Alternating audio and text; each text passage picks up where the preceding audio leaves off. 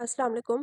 आज हम लोग काइनेटिक्स एंड रिएक्शन मैकेनिज्म का लेक्चर नंबर 5 देख रहे हैं, जिसमें हमारे पास जो टॉपिक ऑफ डिस्कशन है वो है बेस हाइड्रोलाइसिस।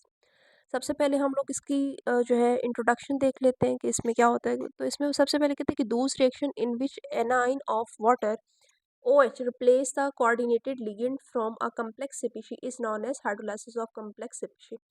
अब यहाँ पे कहते हैं कि हमारे पास क्या होता है कि अगर हमारे पास एक कम्प्लेक्स होगा, उसमें वाटर का जो एनाइन होता है OH होता है, वो जाके उस कम्प्लेक्स में से एक लिगेंड को रिप्लेस कर लेगा। इस तरह की जो है वो हाइड्रोलाइसिस होगी, उसको हम लोग क्या कहते हैं, बेस हाइड्रोलाइसिस कहते हैं। नेक्स्ट वो कहते हैं कि कंसीडर एन ऑक्टाहाइड्रल कम्प्लेक्स। हमारे पास एक ऑक्टाहाइड्रल कम्प्लेक्स है जिसमें हमारे पास M जो है मेटल है, ए जो है हमारे पास 5, ये 5 लिगेंड, और एल जो हमारे पास यहाँ पे वो लिगेंड है जो यहाँ से रिप्लेस होगा। It's hydrolysis can be represented at, इसकी हाइड्रोलाइसिस जो है वो इस तरह से होगी। हमारे पास मेटल आइन है, हमारे पास लिगेंड्स है 5, और ये हमारे पास लिविंग लिगेंड है, प्लस हमारे पास OH नेगेटिव है, ये हमारे पास बेस है। जब ये यहाँ पे ऐड होगी और एल जो है ये हमारे पास लिविंग ग्रुप यहाँ से चला जाएगा, तो ये हमारे पास जो रिएक्शन है ये हमें बेस हाइड्रोलाइसिस जो होगा। नेक्स्ट वो कहते हैं कि here L is leaving group. यहाँ पे कहते हैं कि एल जो होता है हमारे पास लिविंग ग्रुप होता है, OH जो होता है हमारे पास ये एंटरिंग ग्रुप होता है।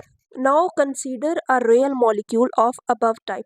अब वो कहते हैं ये जो रिएक्शन हम लोगों ने पढ़ा, ये तो हमारे पास जनरल रिएक्शन था। अब हम इसका रियल मॉलिक्यूल मतलब कौन कौन से मॉलिक्यूल में ये होता है उसको हम स्टडी करेंगे। अबव टाइप, ये हमारे पास CO जो है कोबाल्ट है, ये हमारे पास सेंट्रल मेटल है। NH3 ये 5 अमाइन ग्रुप्स है, प्लस हमारे पास Cl है। The hydrolysis of CONH3 5Cl is represented as। अब यहाँ पे जो है हम रियल मॉलिक्यूल की हाइड्रोलाइसिस करेंगे, जिसमें हमारे पास OH यहाँ पे ऐड होगा, और क्लोरीन जो है हमारे पास लिविंग ग्रुप होगा, और OH है हमारे पास एंटरिंग ग्रुप होगा, और ये हमारे पास जो है कम्प्लेक्स तैयार हो गया। अब हमारे पास ये रिएक्शन होता किस तरह से, इसका मैकेनिज्म क्या है, तो अब हम लोग इनके मैकेनिज्म को स्टडी करेंगे। Mechanism of base hydrolysis, there are 2 possibilities. वो कहते हैं इसकी 2 पॉसिबिलिटीज होती है। सबसे पहली हमारे पास क्या है, एसोसिएटिव SN2 मैकेनिज्म। इसमें हम लोग देखते हैं कि इसमें क्या होता है। ये कहते हैं कि there are 2 steps in this mechanism. Associative SN2 mechanism को हम लोग पहले भी स्टडी कर चुके हैं। एसोसिएटिव SN2 मैकेनिज्म में पहले एडिशन होती है एंड देन जो है वहाँ से एलिमिनेशन होती है। ये हमारे पास अमाइन कम्प्लेक्स है, प्लस हमारे पास ये बेस है। अच्छा जी, यहाँ पे एसोसिएशन होगी, OH ग्रुप जो है इसमें ऐड हो जाएगा, ये स्लो स्टेप है, और हमारे पास 6 कोऑर्डिनेटेड से 7 कोऑर्डिनेटेड कम्प्लेक्स जो है वो बन जाएगा। अब ये हमारे पास 7 कोऑर्डिनेटेड कम्प्लेक्स है, इसमें से अब डिसोसिएशन होगी। डिसोसिएशन किसकी होगी, क्लोराइड आयन की होगी। ये क्लोराइड आयन की फॉर्म में जो है यहाँ से डिसोसिएट हो जाएगा, और ये रिएक्शन हमारे पास फास्ट रिएक्शन होगा। यहाँ पर हमारे पास जो है यहाँ पे कोबाल्ट आएगा। अच्छा जी, ये हमारे पास NH3 5, और यहाँ पे Cl की जगह OH आ गया, और दोबारा इसकी कोऑर्डिनेशन जो है, कोऑर्डिनेशन नंबर वो 6 हो गया, ये अपनी पहले वाली पोजीशन में नंबर्स में आ गया। Step 1 is slow step. अब वो कहते हैं स्टेप 1 जो था वो स्लो स्टेप था, it is the rate determining step. इस वजह से वो रेट डिटरमाइनिंग स्टेप है। The rate law for the reaction, अब क्योंकि हमारे पास फर्स्ट स्टेप में 2 स्पीशीज इन्वॉल्व थी, एक हमारे पास कम्प्लेक्स इन्वॉल्व था और एक हमारे पास बेस इन्वॉल्व थी, तो हमारा रेट जो है वो इन दोनों पे डिपेंड करेगा, इन दोनों की कंसंट्रेशन पे डिपेंड करेगा। At high concentration of OH ion, the reaction rate become independent of the concentration of OH ion. Hence, the base hydrolysis reaction is the first order reaction with respect to the amine complex। अब वो कहते हैं क्योंकि water की concentration बहुत ज़्यादा है, तो OH की कंसंट्रेशन भी हाई होगी, और जब OH की कंसंट्रेशन हाई होगी तो हमारा जो रेट है रिएक्शन का वो जस्ट कम्प्लेक्स पे डिपेंड करेगा, बेस पे डिपेंड नहीं करेगा। नेक्स्ट उसके बाद वो कहते हैं कि ऑल दो thiosulphide, thiocyanide and NO2 negative, NO3 negative ETC are nucleophiles. ये जो है हमारे पास न्यूक्लियोफाइल्स है, are as strong as OH negative.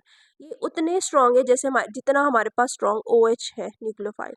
There concentration do not effect, लेकिन इनकी कंसंट्रेशन अगर हमारे पास रिएक्शन में मौजूद है तो वो इफेक्ट नहीं करती, कोई इफेक्ट नहीं करती the rate of hydrolysis of amine complex. Amine complex में इनकी प्रेजेंस जो है वो इनके रेट को रेट पे इफेक्ट नहीं करती। नेक्स्ट हमारे पास जो इसका मैकेनिज्म है वो है dissociative SN1 mechanism, SN1CB mechanism. सबसे पहले हम लोग देख लेते हैं कि पहले हम लोगों ने SN1 डिसोसिएटिव ये टर्म्स तो पढ़ी हुई, लेकिन CB क्या चीज़ है इसको हम लोग देख लेते हैं।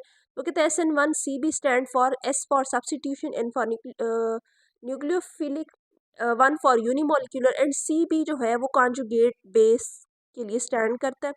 Following steps are involve in this mechanism, वो कहते हैं इसमें रिएक्शन में जो है इस मैकेनिज्म में फॉलोइंग स्टेप्स होंगे। Hydrolysis of amine complex is represented by following reaction. ये हमारे पास इसका फर्स्ट जो है वो स्टेप है। यहाँ पर हमारे पास क्या होगा, ये बेस मौजूद है और ये हमारे पास कम्प्लेक्स मौजूद है। अच्छा, इसमें क्या होगा कि ये जो बेस है ये यहाँ का ऑक्सीजन जो है ये यहाँ से एक अमाइन से H को अपनी तरफ ले जाएगा और यहाँ पर वाटर बन जाएगा और हमारे पास ये जो है कॉन्जुगेट बेस बन जाएगी। ये हमारे पास एसिडिक थी, बेसिक थी, अब ये जो है कॉन्जुगेट बेस बन गई और ये हमारे पास एसिड बन गया। तो इस तरह से ये इस वजह से इसको कॉन्जुगेट जो है SN1 डिसोसिएटिव मैकेनिज्म कहा गया। सेकेंड वो नेक्स्ट वो बात करते हैं कि above reaction is an acid based reaction. अब इस रिएक्शन में क्या हुआ कि एसिड बेस्ड रिएक्शन है, एक तो ये NH3 group present in amino complex donate a proton.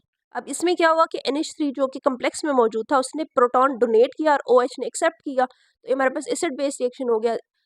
आइन which is therefore converted into H2। अब OH जो था क्योंकि उसने H को एक्सेप्ट कर लिया वो H2O बन गया। The amino complex is converted into conjugate base. अब जो हमारे पास अमाइनो कम्प्लेक्स था वो कॉन्जुगेट बेस में कन्वर्ट हो गया। The equilibrium constant K for the above acid base reaction is given as.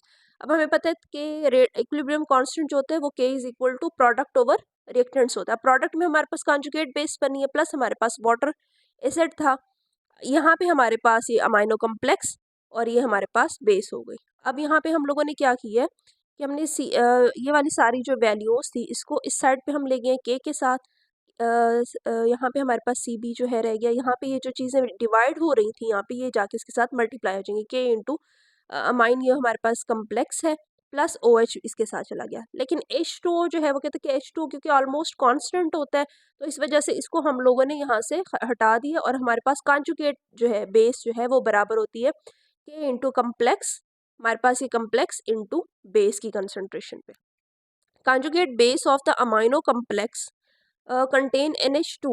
NH2 being a strong donor accelerate the loss of Cl line। अब यहाँ पे वो कहते हैं कि NH2 जो यहाँ पे हमारे पास कॉन्जुगेट बेस में NH2 मौजूद होता है वो क्या होता है कि स्ट्रॉन्ग डोनर होता है, वो इलेक्ट्रॉन डोनेट करता है जिसकी वजह से Cl का लॉस जो है वो इजी हो जाता है from the coordination zone. The result is that a 5 coordinated intermediate is form. अब यहाँ पे हमारे पास क्या हुआ, ये जो हमारे पास कॉन्जुगेट बेस बनी थी NH2 क्योंकि इसके ऊपर लोन पेयर मौजूद है ये इसको डोनेट करेगा और यहाँ से Cl जो है Cl माइनस की फॉर्म में यहाँ से चली जाएगी। Cl जो है यहाँ से डिसोसिएट हो गई और ये हमारे पास 5 कोऑर्डिनेटेड जो है कम्प्लेक्स बन गया। जो हमारे पास 5 कोऑर्डिनेटेड इंटरमीडिएट था जो हमारे पास सेकंड स्टेप में बना था formed above in step B quickly react with water. अब वो क्या करेगा, वाटर के साथ H2O के साथ रिएक्ट कर जाएगा टू फॉर्म फाइनल प्रोडक्ट। अब क्योंकि वो 5 कोऑर्डिनेटेड स्ट्रक्चर थी हमारे पास, अब वाटर में से अब यहाँ पे क्या होगा कि यही NH2 जो है एक हाइड्रोजन को पिक करेगा और ये NH3 बन जाएगा और OH जो है वो इसके साथ एज अ लिगेंड आ जाएगा। तो ये हमारे पास 6 कोऑर्डिनेटेड स्ट्रक्चर जो है हमारा कॉम्प्लेक्स जो है वो हमें दोबारा हासिल हो गया। और this mechanism is SN1। SN1 क्यों है, यूनिमोलिक्यूलर, 1 स्टैंड्स फॉर यूनिमोलिक्यूलर। अब क्योंकि हम लोगों ने पहले ही डिस्कस किया है कि वाटर की कंसंट्रेशन ज़्यादा होती है, बेस की कंसंट्रेशन ज़्यादा होती है, तो हमारे पास जो हमारा रिएक्शन होता है वो जस्ट हमारे पास कम्प्लेक्स की कंसंट्रेशन पे डिपेंड करता है। अच्छा, इसके बाद वो कहते हैं कि uses of high concentration of OH। If the concentration of OH is very high the rate of base hydrolysis of amine complex is independent of the concentration of OH। ये वही बात कर रहे हैं कि अगर हमारे पास OH की कंसंट्रेशन हाई हो तो हमारा जो रिएक्शन है वो जस्ट कम्प्लेक्स पे डिपेंड करेगा, कम्प्लेक्स की कंसंट्रेशन पे। This fact can not be explain by SN2 mechanism. और ये फैक्ट जो है SN2 मैकेनिज्म के थ्रू जो है वो नहीं एक्सप्लेन किया जा सकता, इस वजह से हम इसको कॉन्जुगेट बेस SN1 मैकेनिज्म के थ्रू इसको हम एक्सप्लेन करते हैं।